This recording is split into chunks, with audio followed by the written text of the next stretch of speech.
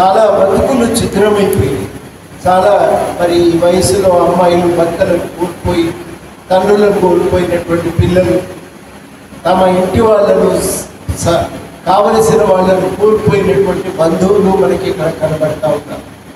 ఎక్కడెక్కడి నుంచో వచ్చి ఇక్కడ నమ్మకంగా ఒక ఉద్యోగ భద్రత ఉంటుందనే విశ్వాసంతో వాళ్ళు ఇక్కడికి వస్తే ఇవాళ ఇంత అన్యాయం జరిగింది. ఈ కంపెనీ 89లో ఏర్పాటు చేశారని వాళ్ళు కోర్టుకి ఇచ్చిన దాఖలాల ప్రకారం కనబడుతుంది. 89 నుంచి ఇప్పటిదాకా మరి పనిచేస్తూ ఉన్నప్పటికీ చాలా కీలకమైనటువంటి పరికరాలను మార్చలేదు అనేది కార్మికులే ఎఫ్ఐఆర్ నమోదు చేశారు.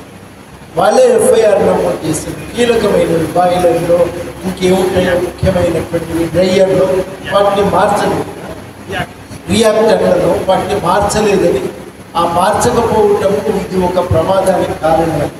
రెండవ మాట మీరు ఏమంటున్నారంటే అక్కడ తయారయ్యేది ఒక పౌడర్, ఆ ధూళి మొత్తం కంపెనీలో వ్యాపించి అది కాలినప్పుడు అది కూడా నిప్పంటుకొని ఒక విపరీతమైనటువంటి పేలుడుకు కారణమై విధ్వంసాన్ని సృష్టించిందని కూడా నిపుణులు చెప్తున్నారు. చాలా కీలకమైన విషయం ఏంటంటే వీటన్నింటినీ అధికారికమైన నివేదికలలో కోర్టులో ముందు కూడా అంగీకరించడం జరిగింది.